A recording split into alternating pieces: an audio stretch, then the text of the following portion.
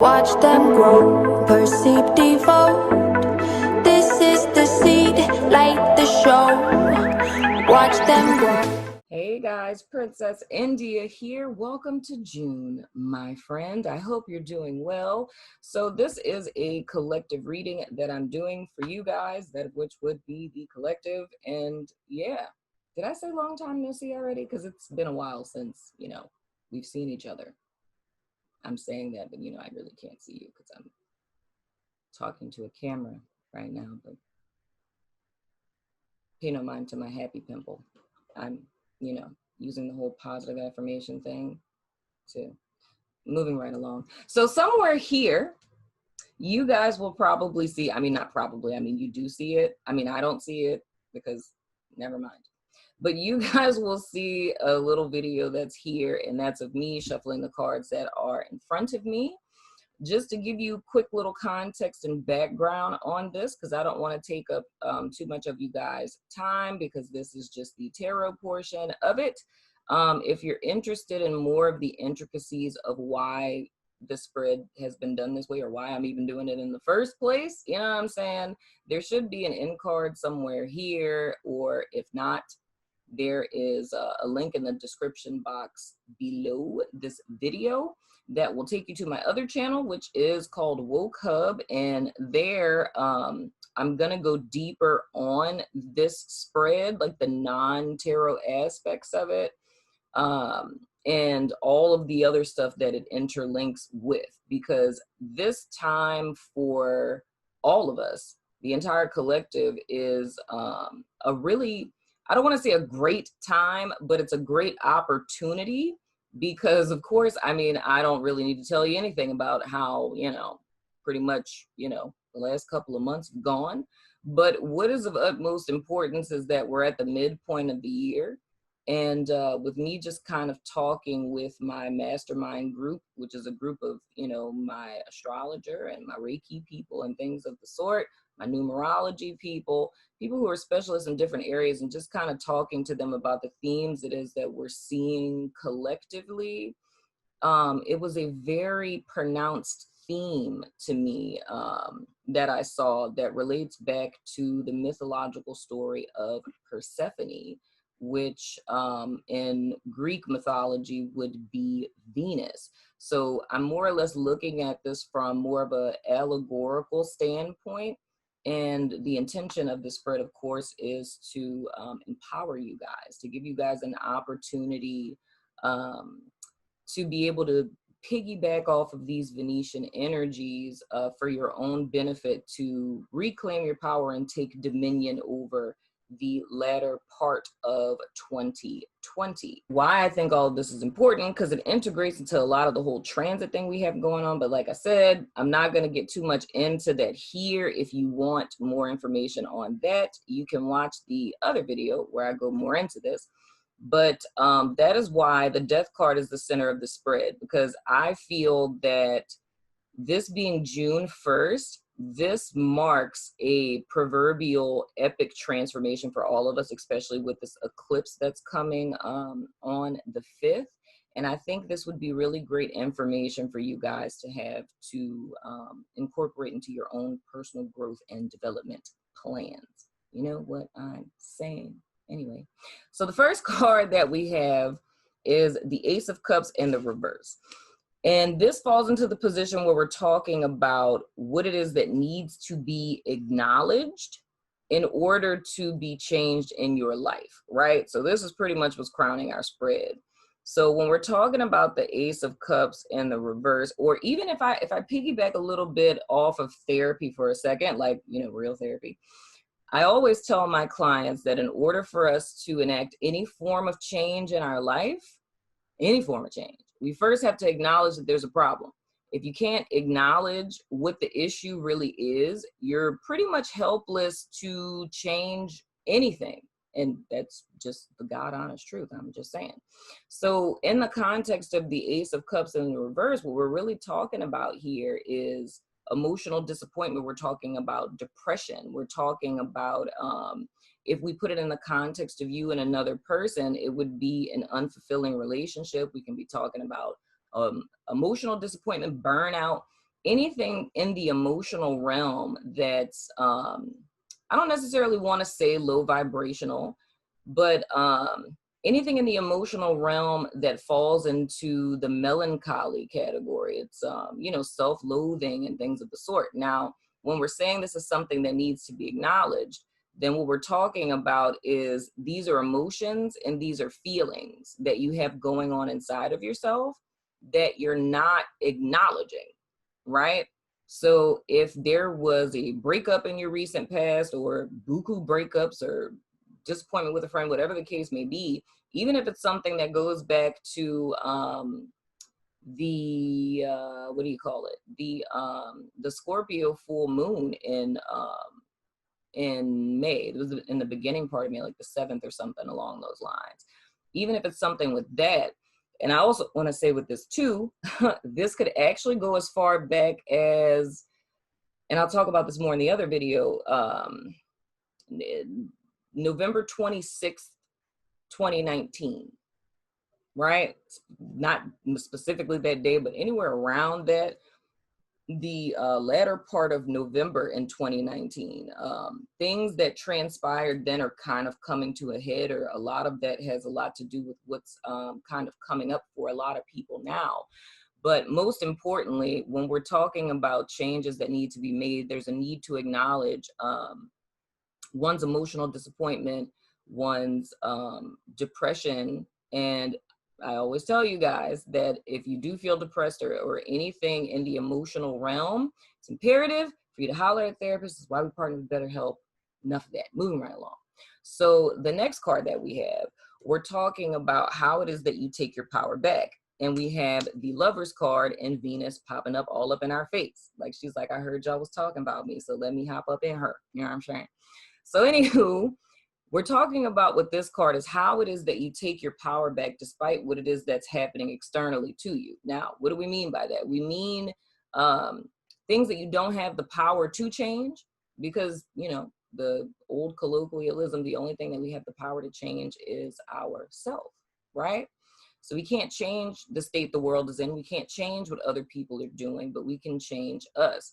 With the Lover's card being here, what we're talking about is self-integration. Those of you who have already watched the Gemini video for June, you've seen a lot of themes of that, where more or less in the extended where I talked about that integration. And those of you who've been with me for some time, you know that in 2019, I spoke on that. I spoke of Geminis coming to a place to where it's no longer about trying to pick good twin or evil twin, or denying the evil twin or denying the good twin. It's more or less coming into a time of integrating the two of them and operating as one unit. So what this is more or less saying is that how you guys take your power back in a bigger sense is self-acceptance. It's accepting that you have good days, you have bad days, accepting that I'm depressed, accepting it's time for me to talk to someone, accepting I haven't really processed my childhood trauma, whatever it is. It's embracing those aspects of yourself as opposed to rejecting them, because what we resist will persist, especially if it is ourselves. So we're more or less speaking about these integrations of your masculine and feminine aspects and putting that in more of a tangible sense. It's more or less acknowledging your, I'm not going to say what I say to my friends about how I describe this with myself, because that's so inappropriate, but it's more or less, if you look at your inner self as a husband and a wife, right? Or like, you know, yourself is like the husband and your inner self is the wife, and they're in a relationship with each other. With the Ace of Cups in the reverse, if we're talking about denying our emotions, that's like a husband being completely vacant and emotionally unavailable to his wife. So she's saying that, you know, she needs money for groceries, or, you know, you're not paying attention to me. And the self, like human self, would be neglecting that inner female self in so many words. So what this is talking about is like proverbial self-marriage therapy. So it's embracing your wife, listening to your wife, and fulfilling your wife's needs, acknowledging that she exists, and not just, you know, coming home and pretending she's not there. Mind you, proverbially speaking, okay? Now, the next card, we're talking about how we can use, that's the Hierophant, by the way, how we can use this energy or this time, the challenges that we're facing to benefit ourselves. And with the Hierophant, what we're really talking about is autonomy.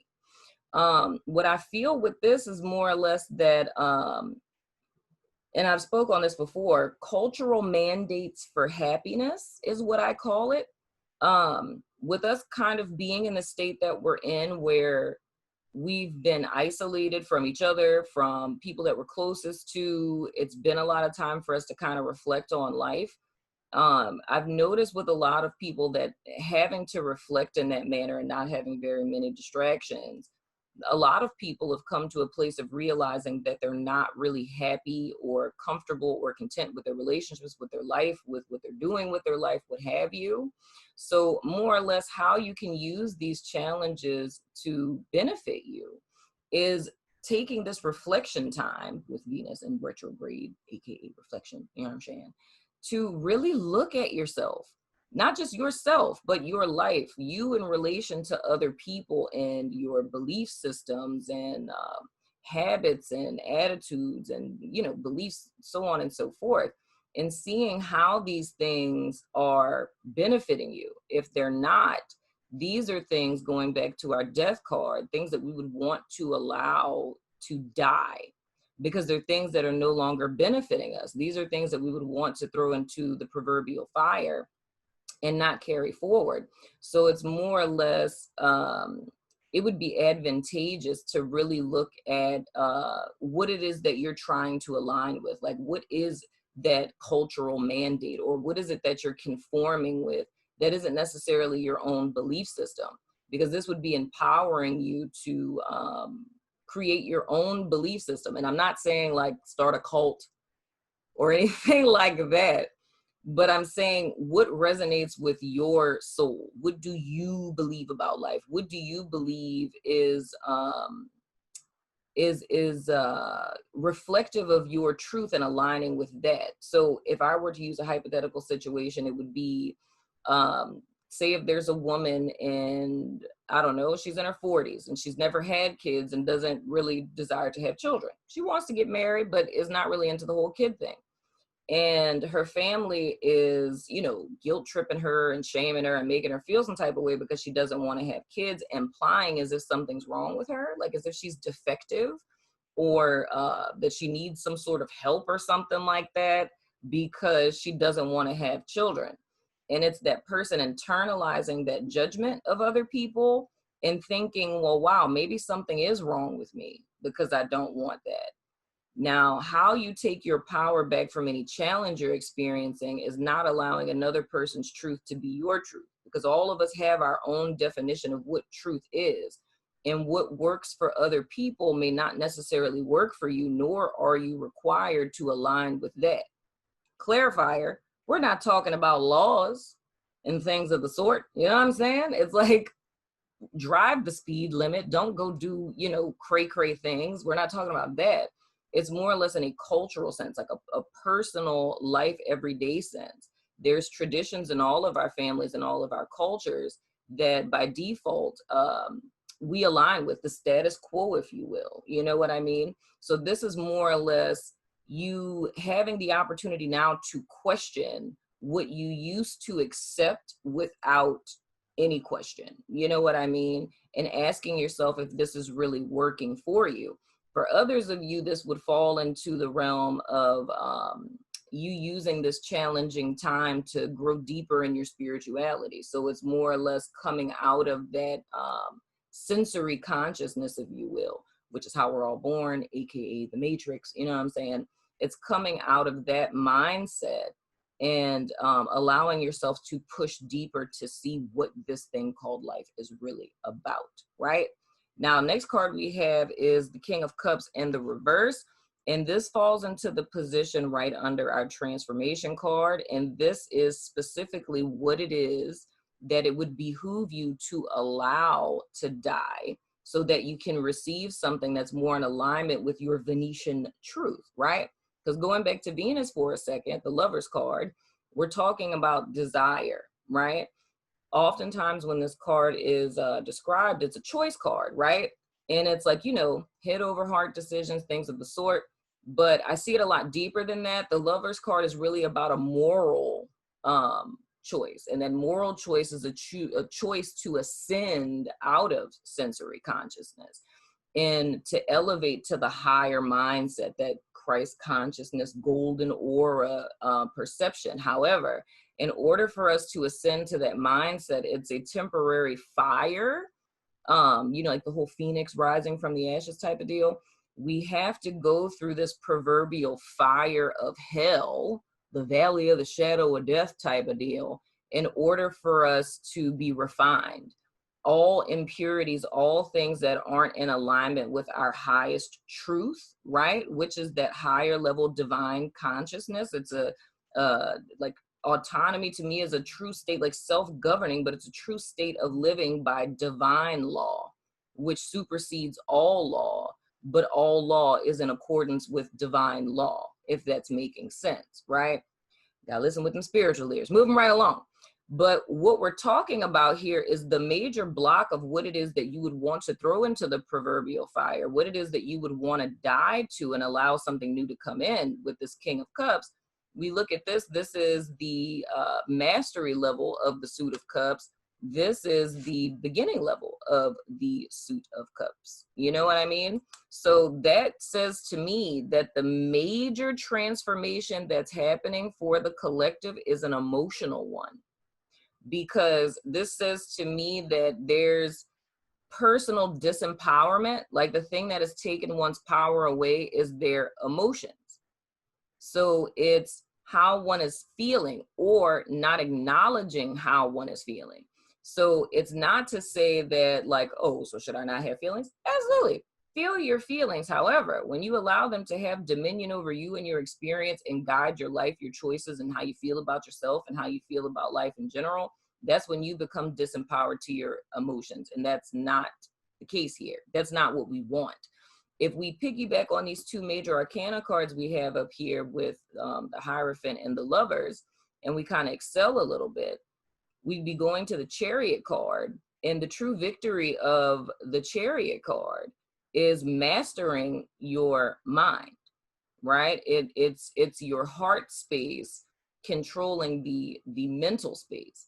But the only way one is able to do that is by gaining dominion over your mind, which takes us into these two cards that I'll get to in a second, because this is you guys' advice card over here, and these are both sword cards. And I thought it was so funny that it's the page and the knight, well, technically the prince and the princess, but that's neither here nor there. Anyway, back to this King of Cups. So with this King of Cups, this is more or less confirmation for me in two things. This, like the people who are listening to this fall into two different categories. There's some of you who would be single people, and this is a struggle within yourself.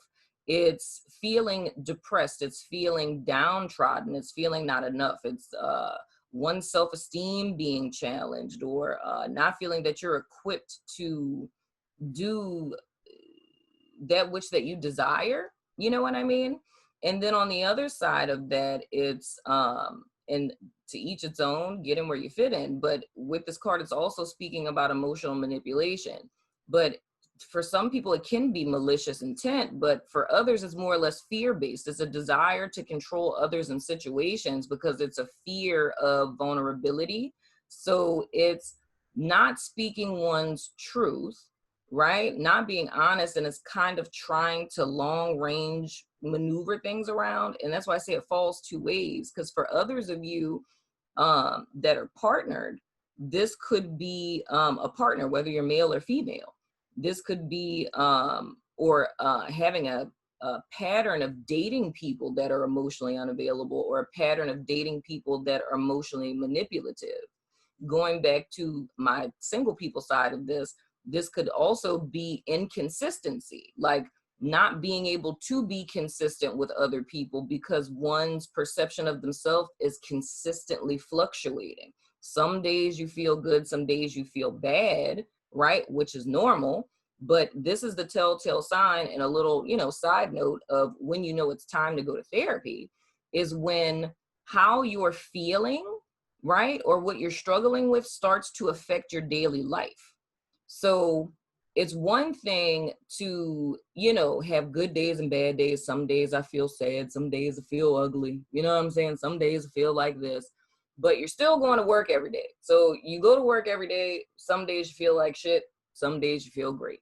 Some days you don't. You know what I mean? That's not affecting your daily life. But when it comes to a point to where when your emotions fluctuate, like those days that you feel like shit, you're calling out of work. You know what I mean? You're isolating yourself from friends and family. You know what I mean? You isolate yourself from your kids, from your partner, whatever. That's when that's starting to affect your daily life. That's when it's time to see a counselor, because that means you're not able to function. It's inhibiting your ability to function. So for you guys, it's different for each of you. Only you guys would know where you stand with that perspective of this in so many words.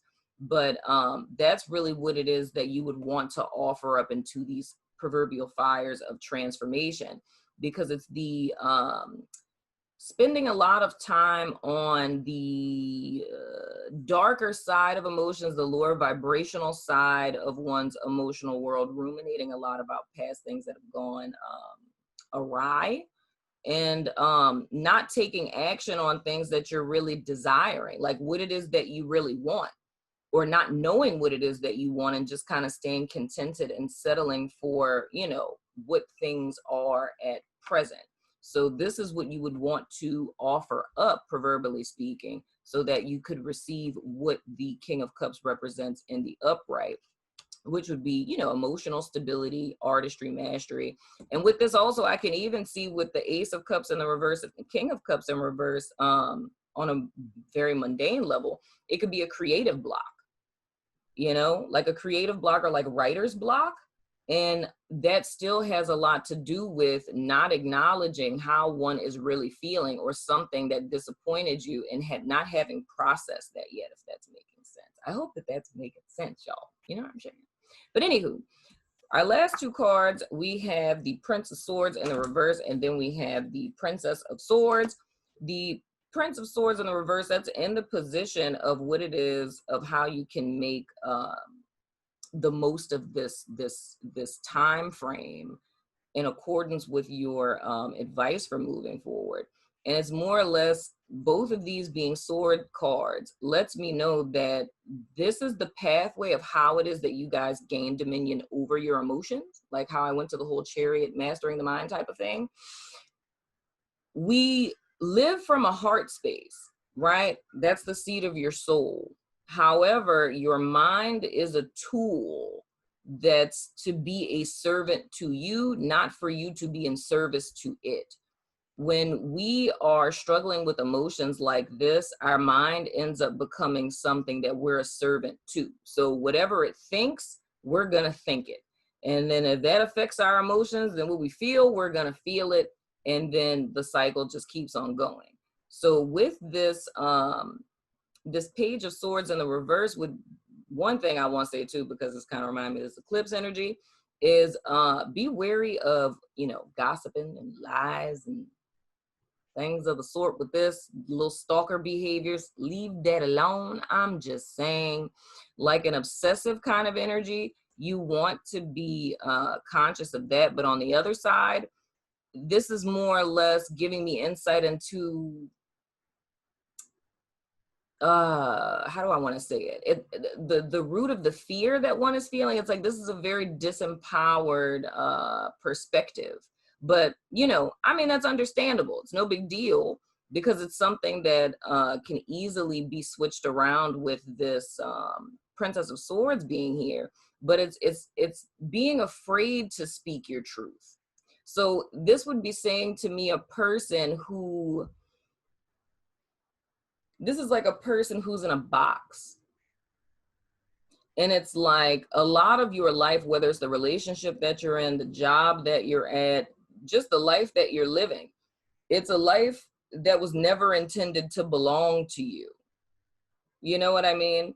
It's aligning with someone else's story, and that story that you could be aligning with could be, you know, humanity at large, like society. It's like, what other people in America, it would be an example of this would be like the American dream, right? It's like that was someone's dream at some specific time for those people, but it's like, is that really your dream? Is that really what you want? You know what I mean? Or for your own personal culture or nationality, it's like, or your own family system, like your family of origin, what their expectations are, what they think the framework is. That's like those cultural mandates for happiness. This would be a person who's living up to that, and it is not in any way in alignment with this person's truth, but is being too afraid to acknowledge your desires or to live them out or to step in the direction of them or take a chance on them. And that's where I feel that these unleveled emotions are coming from. It's like the depression or the sadness or the disappointment is a sign that you're living a life that's not honoring your truth, the truth of who you are. So why that Lover's card is here and why the integration is needed is because it's being in a state of oppression. So with this whole time frame, because Venus goes direct on the 23rd, I believe. And again, I'll get more into that in another video. But this is giving you an opportunity now to reflect and to see these things, to see these unresolved issues and to tie up loose ends.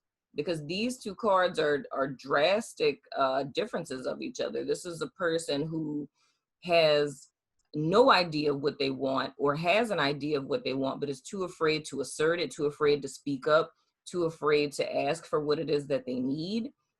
In this advice portion, that's everything that the Princess of Swords would be.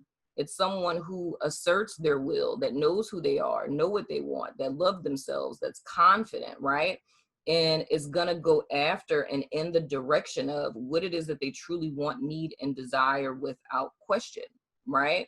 It's them trailblazing or charting their own pathway and not waiting for anyone to give them the permission to do so.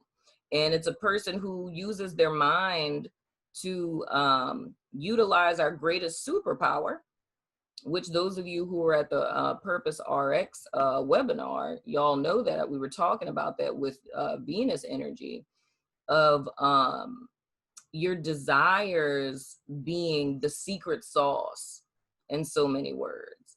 It's you can manifest your desires with the power of the mind, but if you never acknowledge them, the emotional discomfort is a sign that something is off kilter. So just like going back to Venus, we talked about in the Purpose RX webinar about values, and we were talking about core values. And when you live out of alignment with your values, all of these emotions that I've described here, I was saying in the webinar, that's a sign that you're living out of alignment with yourself. So if you compromise on one or two, or God forbid, all three of your core values, you will fall into a state of depression. You will feel like life has no meaning. You will feel completely just, you know, miserable in day-to-day life. But this is offering an opportunity for you guys to transform, to die to this old self and to be reborn to your new self, who's a more confident, assertive, beautiful version of you. You know what I'm saying? Living a beautifully autonomous life and whatnot or whatever. But yeah, man, but that's what I have. I know this daddy was like super duper long, but I feel like it was worth it. But if you are about that life, go on over to WokeHub, because I'm going to kind of lay this out in the non-tarot aspects of it, and kind of align it with these energies and planets and just kind of what dates and stuff you guys want to look out for and how to make the most of this month to behoove you for the rest of the year. And also for my WokeBook people, this is some stuff that would help you guys to understand a lot of the themes I talked about for 2020. Like how I said it was a harvest year. And it's like, what harvest? I'm gonna tell you what that means. You know what I'm saying? You should just follow me over there. But anywho, I love your freaking face. Keep checking out for you guys June videos, my YouTube people. I think the first 3 that are going up is Gemini, Cancer, and Sag. So keep your eye out for that. And, you know, rest of them are going up. Love your freaking face. I will see you guys sooner than later. Deuces.